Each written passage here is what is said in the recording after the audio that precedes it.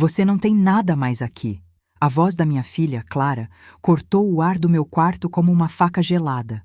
Ela arrancava minhas roupas do guarda-roupa, peças que eu mesma costurei ao longo de uma vida inteira, e as jogava no chão como se fossem lixo. O vestido florido que usei no batizado dela, a saia que vesti em meu aniversário de 50 anos, tudo se amontoava em um monte de desprezo aos meus pés. Ricardo, meu genro, observava da porta com um sorriso satisfeito, cúmplice daquela crueldade. Então, ela pegou o meu vestido de noiva, o tecido amarelado pelo tempo, e o rasgou sem piedade. O som do pano se partindo foi o som do meu coração. Esta casa não é mais sua, seu tempo acabou. Ela cuspiu as palavras no meu rosto e eu senti o mundo desabar. Meu nome é Eunice. Aos 78 anos, fui humilhada e expulsa do meu próprio lar, a casa que construí com meu falecido marido, tijolo por tijolo, pela minha única filha. A dor de uma traição assim não tem nome. O que você faria no meu lugar? Escute a minha história até o fim e me diga. O que você teria feito? Me conte também de que cidade você está me ouvindo. Eu preciso saber que não estou sozinha nisso. Se quiser ouvir mais histórias como esta, inscreva-se no canal. Eu fiquei ali, paralisada na minha velha poltrona de veludo, enquanto o furacão chamado Clara destruía minhas memórias. O cheiro de naftalina e saudade foi substituído pelo cheiro de raiva.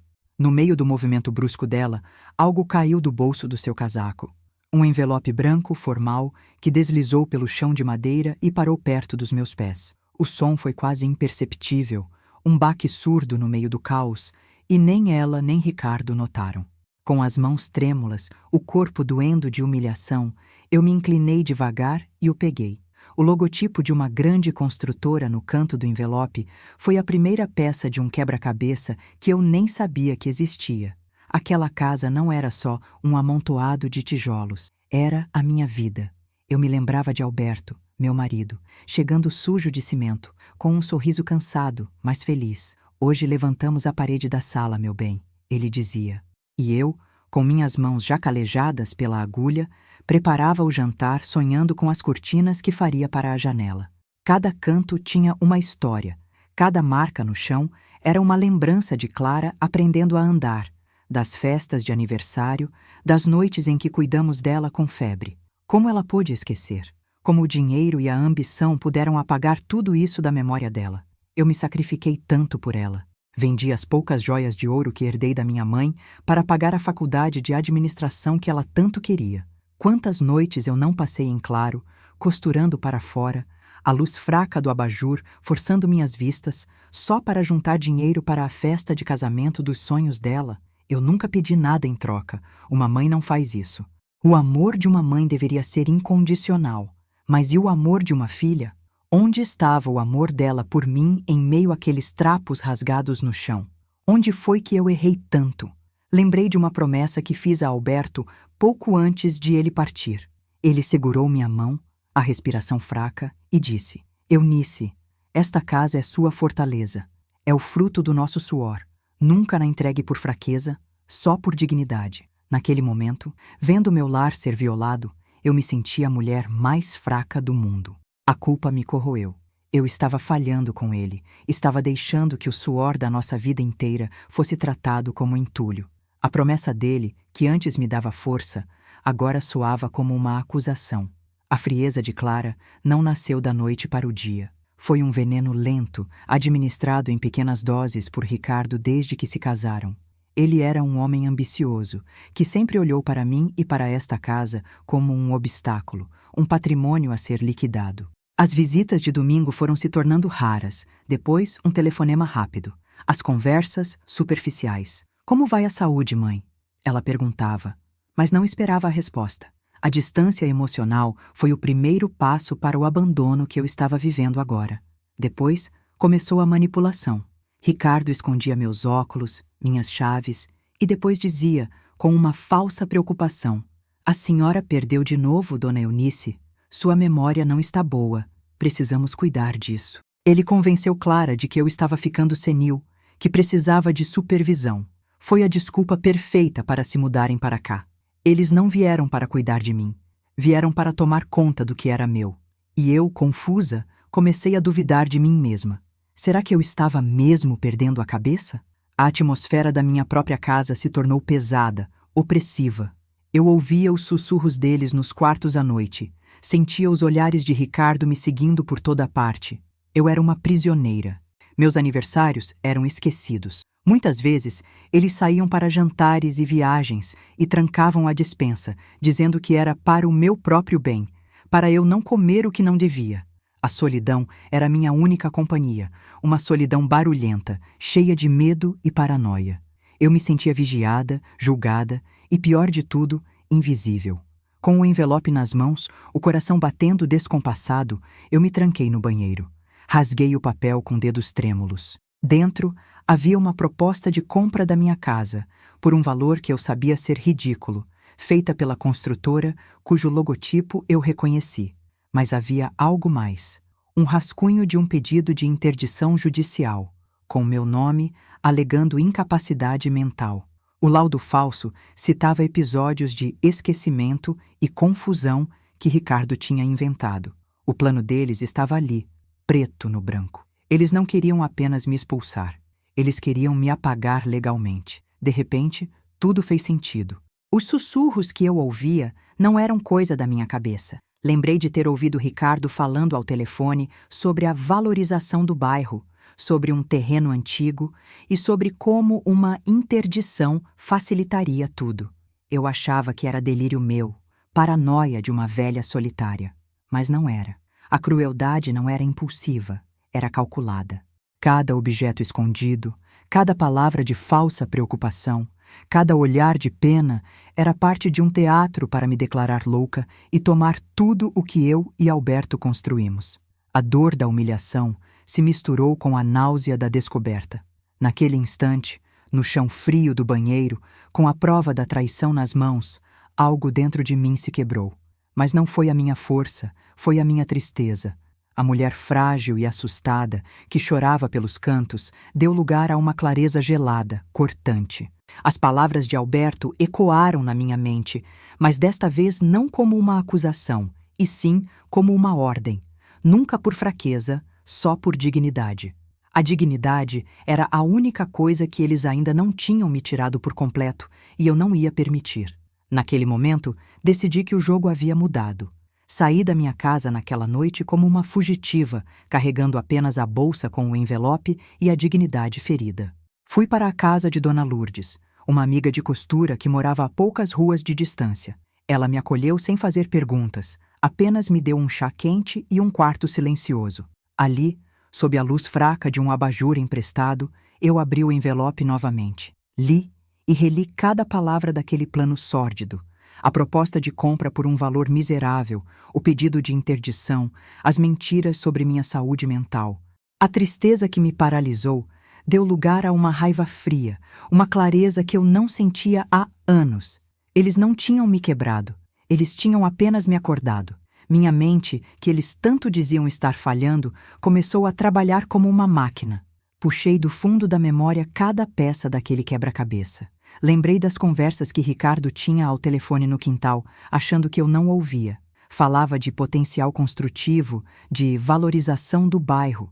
Lembrei de Clara me pedindo para assinar papéis que ela dizia serem só para o imposto, mas que eu, desconfiada, sempre adiava. Cada gesto de falsa preocupação, cada olhar de pena, tudo se encaixava agora. Eles não eram apenas gananciosos, eram predadores, e eu era a presa. Mas a presa estava prestes a mostrar os dentes. As palavras de Alberto voltaram a mim, não mais como um peso, mas como um farol. Esta casa é sua fortaleza, e uma fortaleza tem seus segredos, suas defesas ocultas. Foi então que uma lembrança antiga, guardada a 7 chaves no fundo do meu coração, veio à tona. Uma conversa com Alberto anos atrás, sobre um pequeno terreno que ele comprou com uma herança de família, um lugar afastado, que na época não valia quase nada. É o nosso seguro, Eunice, ele disse, para o caso de a vida virar do avesso, e está só no seu nome. Ninguém precisa saber disso. Mal sabia ele o quão do avesso a vida poderia ficar. Eu precisava de ajuda, de alguém de confiança. O primeiro e único nome que me veio à mente foi o do Dr. Afonso, o velho tabelião amigo de Alberto, já aposentado. Com as mãos ainda trêmulas, mas com a voz firme, eu disquei o número que sabia de cor. Expliquei a ele, em poucas palavras, a humilhação que sofri e o plano que descobri. Houve um silêncio do outro lado da linha, seguido por um suspiro pesado. Alberto sempre teve um pé atrás com aquele rapaz, ele disse, com a voz carregada de pesar e raiva. Eunice, venha ao meu escritório amanhã. Vamos ver o que o seu marido deixou para proteger você. Eles não podiam imaginar o que eu escondia em silêncio. No dia seguinte, no escritório empoeirado de Dr. Afonso, a verdade se revelou em toda a sua magnitude. Ele abriu um cofre antigo e de lá tirou uma pasta. Dentro, a escritura do tal terreno. Com a expansão da cidade, aquela área que era mato e poeira tinha se tornado o alvo da mesma construtora do envelope. O valor, ele me disse olhando por cima dos óculos, era estimado em 3 milhões de reais. Eu quase perdi o ar. Não era apenas a minha casa que eles queriam. Era a fortuna silenciosa que Alberto havia me deixado. A ganância deles não tinha limites. A minha justiça também não teria. A descoberta me deu a força que faltava. O plano deles era cruel, mas o meu seria cirúrgico. Passei os dias seguintes na casa de Lourdes, agindo como a velha senhora indefesa que eles acreditavam que eu era. Quando Clara ligava, com uma voz falsamente preocupada, eu choramingava, dizia que estava com saudades, que não sabia o que fazer. Eu alimentei o ego deles, fiz com que acreditassem que a vitória estava garantida. Cada palavra mansa que eu dizia era um tijolo a mais no muro da minha vingança. Eles estavam tão certos do sucesso que nem perceberam a armadilha se fechando ao redor deles. Enquanto os enganava pelo telefone, eu e Dr. Afonso trabalhávamos. Reviramos cada documento, cada registro. Ele me fez lembrar de detalhes, de datas, de testemunhas. Foi então que me lembrei da minha velha caixa de costura, uma caixa de madeira escura que Alberto fez para mim, e que eu consegui pegar antes de sair de casa. Ela tinha um fundo falso, um segredo nosso. Ele sempre dizia que era ali que eu deveria guardar as coisas que a alma não pode esquecer. Eu nunca havia entendido direito o que ele queria dizer, até agora. Com o coração na boca, eu abri o compartimento secreto. Dentro, não havia joias ou dinheiro. Havia uma pequena fita cassete e uma carta com a caligrafia tremida de Alberto, escrita nos seus últimos meses de vida. O ar me faltou quando comecei a ler. Era uma carta para mim, uma espécie de testamento moral. Nela, ele detalhava sua profunda desconfiança em Ricardo, citando conversas que ouviu e o comportamento interesseiro do genro. Ele me pedia para nunca confiar nele e explicava que o terreno era minha única garantia de independência. Aquela carta era a prova irrefutável, a voz do meu marido validando tudo o que eu sentia. A fita cassete era ainda mais devastadora. Eu a levei a uma loja antiga que ainda convertia fitas e pedi para digitalizar o áudio. Era uma gravação de uma conversa entre Alberto e Ricardo, feita por acidente quando meu marido tentava gravar uma música no rádio. Na gravação, a voz de Ricardo era clara, falando com alguém ao telefone sobre acelerar as coisas, sobre como a velha já não batia bem e como seria fácil passar tudo para o nome da Clara, assim que Alberto se fosse. Ele estava planejando isso há anos. Aquele áudio era a pá de cal na cova que eles mesmos cavaram. A dor de ouvir aquilo foi imensa, mas a minha determinação se tornou inabalável. Voltei ao Dr. Afonso com as novas provas. O rosto dele se fechou em uma máscara de fúria contida. Isso não é só ganância, Eunice. Isso é crime. Abuso de incapaz, coação, fraude. Temos tudo de que precisamos, ele disse, com a voz grave. O quebra-cabeça estava completo. Cada peça suja, cada mentira, cada ato de crueldade estava agora documentado. Mal sabiam eles que a costureira frágil que expulsaram sabia tecer uma teia muito mais complexa e resistente do que eles poderiam imaginar. Meu próximo passo foi o mais difícil, mas necessário. Liguei para Clara. Usei meu melhor tom de voz, uma mistura de derrota e súplica. Disse que pensei muito e que eles tinham razão, que eu estava velha e cansada e queria paz. Propus uma reunião no escritório do Dr. Afonso para resolver a papelada e passar a casa para o nome dela, como ela queria. O silêncio do outro lado da linha foi seguido por um suspiro de alívio mal disfarçado. Que bom que a senhora entendeu, mãe. É para o seu bem, disse ela. A isca havia sido mordida. Eles não hesitaram. A ganância era um véu tão grosso sobre seus olhos que eles não conseguiam enxergar nada além da vitória iminente. Marcaram a reunião para a sexta-feira seguinte. Ricardo, ao telefone, ainda teve o desplante de dizer para eu não me preocupar, que ele cuidaria de toda a burocracia. Eu apenas concordei, com a voz embargada, fingindo uma gratidão que me dava náuseas. A armadilha estava montada. Faltava apenas a chegada dos convidados de honra ao seu próprio abate. Naquela semana, fiz algo que não fazia há muito tempo. Sentei-me à máquina de costura de Lourdes e trabalhei. Não costurei vestidos floridos ou saias rodadas. Costurei um tailleur de linho cinza, sóbrio, elegante, com um corte impecável. Cada ponto era uma declaração. Cada linha, um voto de silêncio e força. Eu não estava costurando uma roupa. Estava costurando minha armadura. A mulher que entraria naquele escritório na sexta-feira não seria a Eunice que eles humilharam. Seria a viúva de Alberto, a dona do seu destino, pronta para a última cartada. Eu também fiz outra ligação importante para o representante da construtora, cujo nome estava na proposta de compra. Com a ajuda de Dr. Afonso, o convidei para a mesma reunião, sob o pretexto de que teríamos uma contraproposta irrecusável sobre um terreno de grande interesse para eles. A curiosidade e a possibilidade de um grande negócio garantiram sua presença. O palco estava completo, com todos os atores posicionados. Eles achavam que estavam indo para a assinatura de um contrato, mas, na verdade, estavam caminhando para o seu julgamento. Na véspera da reunião, olhei para o meu reflexo no espelho. Vi as rugas, os cabelos brancos, as marcas de uma vida de trabalho e sacrifício. Mas vi algo novo nos meus olhos, uma chama fria, uma paz calculada. Não havia mais medo, apenas a certeza do que precisava ser feito. A promessa a Alberto seria cumprida. Não por fraqueza, mas por dignidade. E a minha dignidade seria a última coisa que eles veriam antes de perderem tudo. Naquela noite, mal dormi. Não por ansiedade ou medo, mas por uma estranha serenidade. Eu repassava o plano em minha mente, cada passo, cada palavra. Lembrei-me de Clara criança, de como eu a ensinei a costurar seus primeiros pontos, a unir pedaços de pano para criar algo novo. Era irônico. Agora, eu estava usando a mesma paciência e precisão para unir os pedaços da traição dela e criar algo que ela nunca esperaria. Justiça. O dia seguinte não seria o fim da minha história, mas o começo de um novo capítulo, escrito com as linhas da verdade. Eu me sentia como uma general antes da batalha final. Cada documento era uma arma, cada prova, uma munição. Dr. Afonso era meu fiel escudeiro. Juntos, preparamos as notificações, as cópias dos documentos, a transcrição do áudio. Tudo estava metodicamente organizado em pastas separadas. Uma para a queixa-crime, uma para a doação do terreno, outra para a venda da casa. A justiça, eu aprendi, não precisa ser barulhenta. Às vezes, o som mais devastador é o do papel sobre a mesa. Pela manhã, vesti meu tailleur cinza. Ele se ajustou ao meu corpo como se fosse uma segunda pele. Olhei-me no espelho e não vi a velhinha frágil que minha filha e meu genro enxergavam. Vi uma mulher que sobreviveu à dor, à perda e à humilhação. Vi a força de Alberto em meu olhar.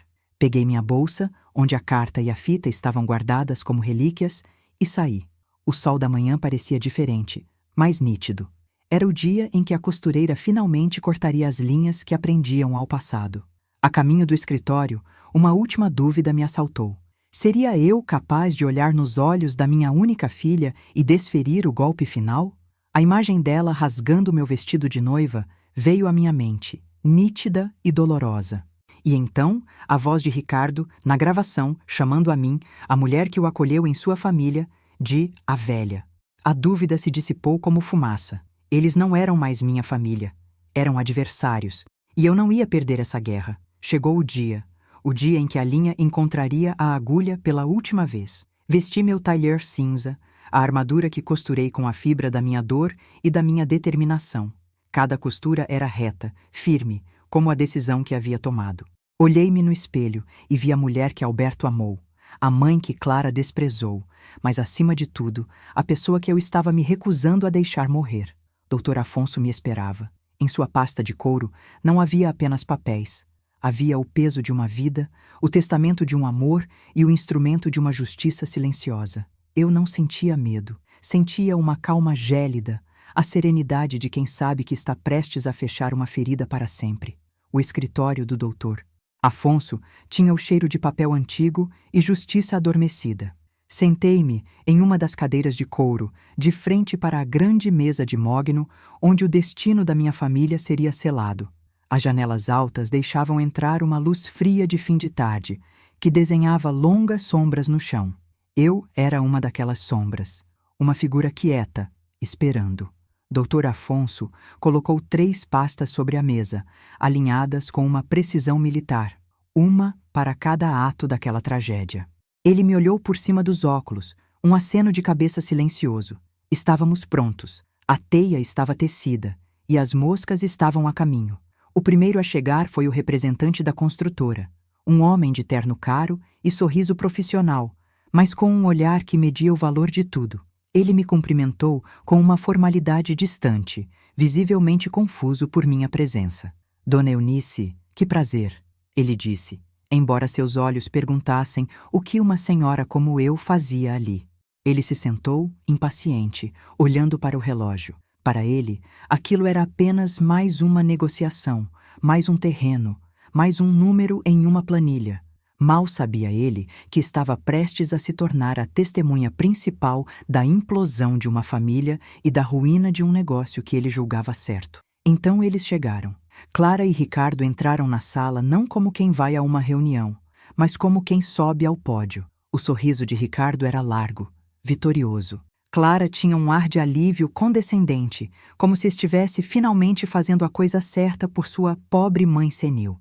Ela veio me dar um beijo no rosto, um beijo frio, ensaiado. Que bom que a senhora está aqui, mãe. Vai ser rápido, ela sussurrou, como se me fizesse um favor. Eles se sentaram do outro lado da mesa, de frente para mim, exalando a arrogância dos que se julgam intocáveis, dos que acreditam já ter vencido a guerra. Doutor. Afonso limpou a garganta e o som grave cortou a tensão no ar. Boa tarde a todos. Agradeço a presença. Estamos aqui a pedido da minha cliente, a senhora Eunice, para finalizar algumas pendências. Ricardo se inclinou para a frente com um gesto de quem toma as rédeas. Exato, doutor.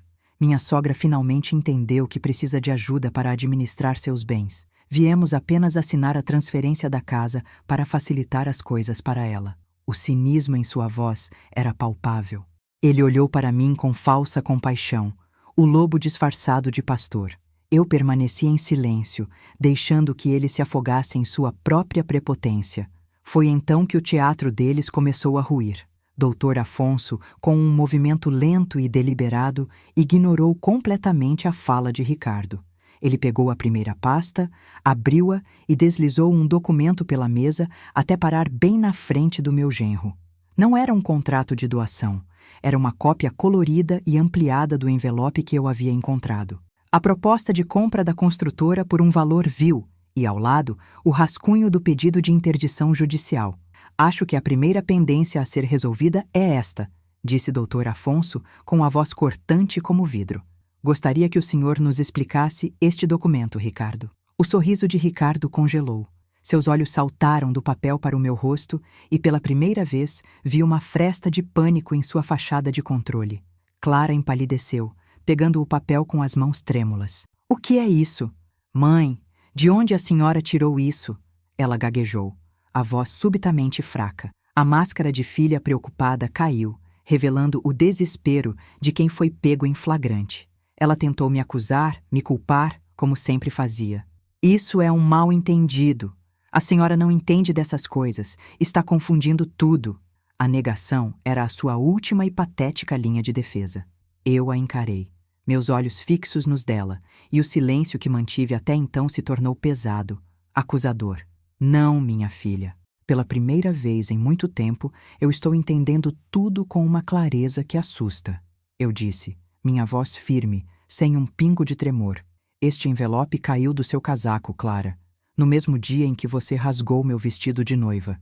No mesmo dia em que você disse que meu tempo tinha acabado. Cada palavra era uma agulha perfurando a bolha de mentiras em que eles viviam. O representante da construtora se mexeu na cadeira, desconfortável, percebendo que havia caído em uma armadilha. Antes que eles pudessem se recuperar do choque, Dr. Afonso executou o segundo ato. Ele colocou um pequeno aparelho de som sobre a mesa e apertou um botão. A sala foi preenchida pelo chiado de uma fita antiga, e então a voz de Ricardo, inconfundível. Era a gravação que Alberto fizera por acidente. É só uma questão de tempo. O velho já está nas últimas. Depois que ele se for, a gente acelera as coisas. A velha já não bate bem. Vai ser fácil passar tudo para o nome da Clara e vender aquele terreno. A voz dele, cheia de ganância e desprezo, ecoou no silêncio mortal da sala. O silêncio que se seguiu foi mais alto do que qualquer grito. Ricardo ficou branco. A cor sumiu de seu rosto como se ele tivesse visto um fantasma. E, de certa forma, ele tinha. Era o fantasma de Alberto, voltando para proteger sua esposa. Clara olhou para o marido, não com raiva, mas com um horror profundo, como se o visse pela primeira vez. O homem com quem ela dividia a cama, o pai de seus filhos, era um monstro, e a prova estava ali, ressoando entre as paredes daquele escritório. O representante da construtora recuou na cadeira, o rosto uma máscara de choque e repulsa. Isso é uma farsa, uma montagem! Ricardo explodiu, levantando-se de um salto e batendo na mesa. A raiva era a última trincheira do covarde. Essa velha está louca, e você... Ele apontou um dedo trêmulo para Dr. Afonso. Está a manipulando. Isso é ilegal. Seu desespero era feio, grotesco. Ele tentava se agarrar a qualquer fiapo de negação, mas a verdade já o havia estrangulado. Ninguém na sala acreditava nele. Sua performance de bom moço havia se desfeito, revelando a podridão por baixo. Ele não era mais um genro ambicioso. Era um criminoso acuado. Com uma calma que contrastava brutalmente com o caos de Ricardo, doutor. Afonso pegou a segunda pasta. Loucura, senhor Ricardo. É o que o senhor e sua esposa fizeram com Dona Eunice por anos. E não é ilegal apresentar provas de um crime. Ele deslizou outro documento pela mesa. Esta é uma cópia da queixa-crime que protocolamos esta manhã. Abuso de incapaz, coação, estelionato tentado e violência psicológica. O oficial de justiça tem os originais para entregar a vocês na saída. O queixo de Clara caiu. O som de um soluço escapou de sua garganta. A realidade, fria e dura, os atingiu como uma parede de concreto. Agora, todos os olhares se voltaram para mim. Eu me sentia estranhamente serena. A dor havia se transformado em força. Olhei para o representante da construtora, que parecia querer se fundir com a cadeira para desaparecer. Senhor, sei que sua empresa tem grande interesse em um terreno localizado no antigo sítio das Pedras, eu disse, minha voz calma e clara. O interesse brilhou nos olhos dele novamente, sobrepujando o choque. A ganância é uma chama difícil de apagar. Ele se ajeitou na cadeira, a mente de negociador assumindo o controle. Sim, senhora. É um terreno de altíssimo valor estratégico para nós. Dr. Afonso, então, abriu a terceira e última pasta. Pois bem, o senhor Ricardo e a senhora Clara acreditavam que, ao interditar Dona Eunice, tomariam posse desse terreno, avaliado em 3 milhões de reais, para vendê-lo ao senhor. Ele fez uma pausa dramática, deixando a informação pairar no ar. Clara e Ricardo me olharam com os olhos arregalados, a confirmação do valor da fortuna que haviam perdido estampada em seus rostos. No entanto, continuou o doutor, tenho uma notícia. O terreno não está mais à venda. O representante franziu a testa, confuso. Como assim? Foi o meu momento, a minha cartada final. Eu decidi doar a totalidade do terreno. Eu anunciei, e o silêncio na sala se tornou absoluto. Ele foi doado de forma irrevogável para a instituição de caridade Amparo aos Idosos, para a construção de um novo lar para senhores e senhoras, que, como eu, foram abandonados por suas famílias. A doação foi feita em memória do meu marido, Alberto, um homem que valorizava a dignidade acima de qualquer dinheiro. O baque daquela revelação foi sísmico. A fortuna que eles cobiçaram por anos, a razão de toda a sua crueldade, havia se transformado em pó, em um ato de caridade que era, ao mesmo tempo, a sua sentença. Clara desabou. O choro dela não era de arrependimento, mas de pura e egoísta perda. Era o som da ganância sendo frustrada. Mãe, não! Por favor, não faz isso! Pensa na sua família, nos seus netos! Ela implorou, o rosto banhado em lágrimas de desespero. Era a última vez que ela usaria a palavra família para me manipular. Eu a olhei, não com ódio, mas com uma distância fria, como se olhasse para uma estranha. A filha que eu amei havia morrido há muito tempo, e aquela mulher à minha frente era apenas a sua carcaça ambiciosa. Eu pensei na minha família, Clara. Pensei no seu pai e na promessa que fiz a ele. Pensei em mim e na dignidade que vocês tentaram me roubar. Eu respondi, minha voz baixa, mas ecoando como um trovão. E quanto à casa, a casa que vocês tanto queriam, não se preocupem. Ela foi vendida esta manhã para uma família jovem que vai enchê-la de risadas, e não de sussurros e mentiras. Com o dinheiro, garanti meu lugar em um lugar onde serei cuidada com respeito. Eu me levantei, ajeitando meu tailleur. O ato final estava completo. Então, olhei diretamente para Clara, para o fundo dos olhos da mulher que um dia foi minha menina, e proferi as palavras que selariam nosso fim. Você estava certa, minha filha. Eu não tinha mais nada naquela casa. E agora, a única coisa que resta para você de mim é a minha ausência. Não havia raiva em minha voz, apenas a verdade final, a constatação de um fim.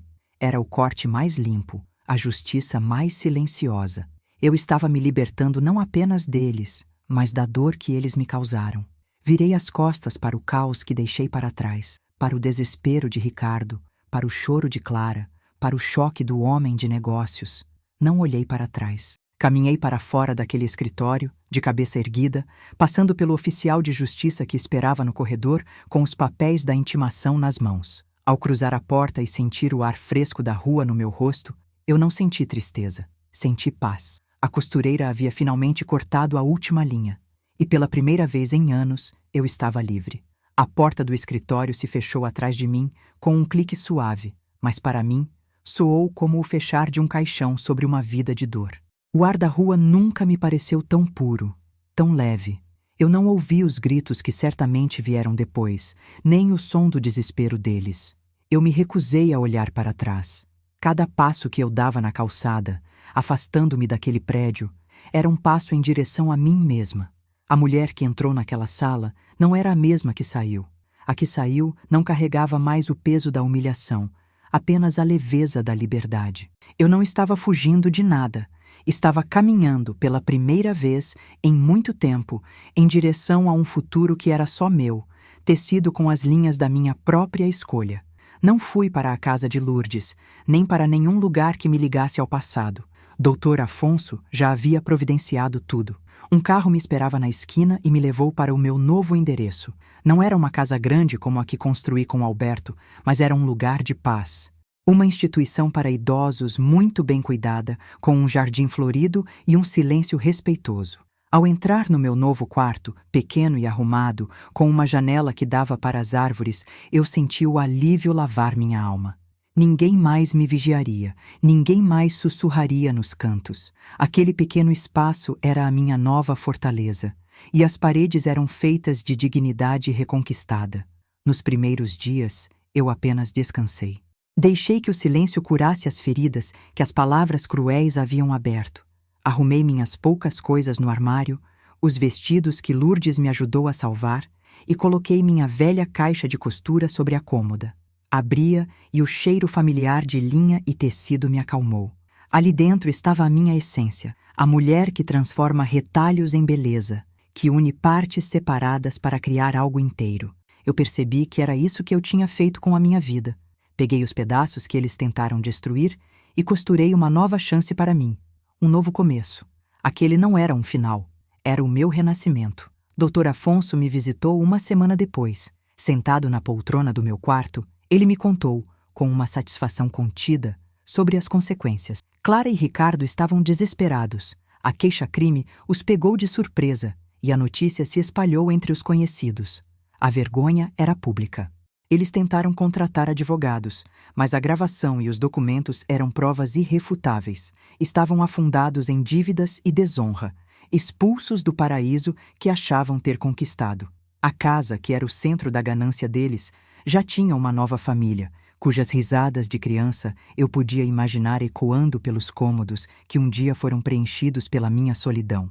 Ele me explicou que, com o processo criminal em andamento por abuso e coação, qualquer tentativa futura deles de se aproximarem de mim ou do meu patrimônio seria legalmente barrada.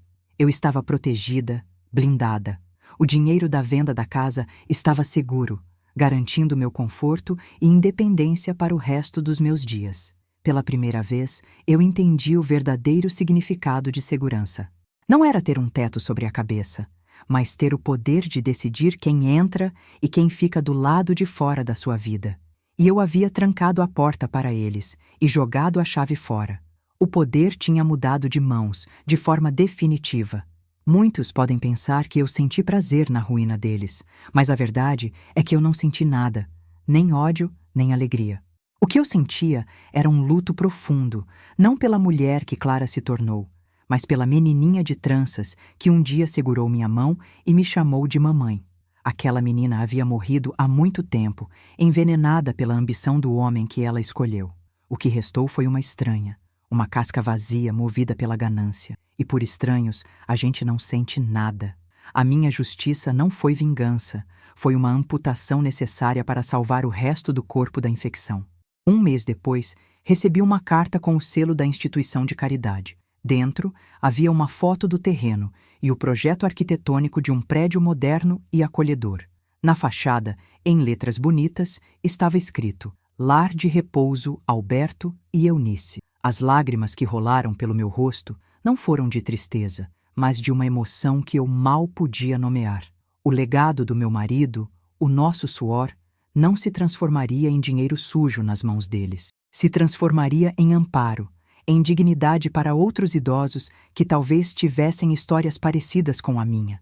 A nossa fortaleza agora abrigaria muitos outros corações cansados. Aos poucos, uma nova rotina se formou. Fiz amizade com outras senhoras, mulheres com histórias de vida tão ricas e, por vezes, tão duras quanto a minha. Descobri que a minha habilidade com a agulha era admirada. Comecei um pequeno clube de costura nas tardes de quinta-feira. Ensinava as outras a fazerem pequenos concertos, a bordarem flores em panos de prato. O som das máquinas de costura e das nossas conversas preencheu o vazio que eu carregava. Eu não era mais a velha. Eu era a dona Eunice, a professora, a amiga. Eu tinha um propósito novamente. Certa tarde, o telefone do meu quarto tocou. Era um número desconhecido. Atendi, e a voz do outro lado era a de Clara. Estava embargada pelo choro, um choro desesperado e feio. Ela não pediu perdão. Ela pediu dinheiro. Disse que Ricardo estava prestes a perder o emprego, que estavam sendo despejados, que os netos que ela nunca me deixou ver direito estavam passando necessidade. Ela tentou usar a última arma que lhe restava, a culpa.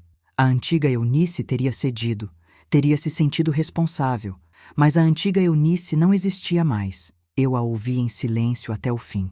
Quando ela parou, esperando a minha reação, eu respirei fundo e disse, com a voz mais calma e firme que já tive na vida: Clara, o dinheiro não pode comprar de volta o respeito que você jogou fora. A sua família, agora, é responsabilidade sua. Você fez suas escolhas e eu fiz as minhas. Houve um silêncio chocado do outro lado. Antes que ela pudesse dizer qualquer outra coisa, eu continuei. Eu te desejo sorte, mas o meu caminho não cruza mais o seu. Adeus, Clara. E desliguei. Foi o ponto final mais libertador da minha vida. Hoje, eu estou sentada na varanda do meu quarto, com o sol da manhã aquecendo meu rosto. Em meu colo, um bordado inacabado. Não costuro mais por obrigação ou para agradar ninguém. Costuro pela pura alegria de ver algo bonito nascer das minhas mãos. Eu olho para o jardim, para as outras senhoras conversando, e sinto uma paz que o dinheiro nenhum no mundo poderia comprar. Cumpri a promessa que fiz a Alberto. Eu não entreguei nossa fortaleza por fraqueza.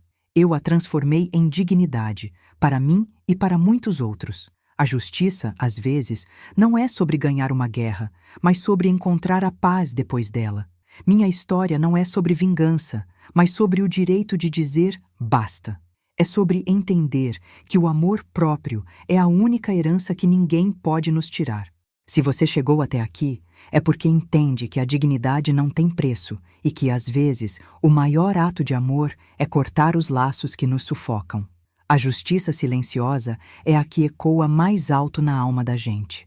Se essa virada te trouxe alívio, escreve justiça nos comentários e compartilha.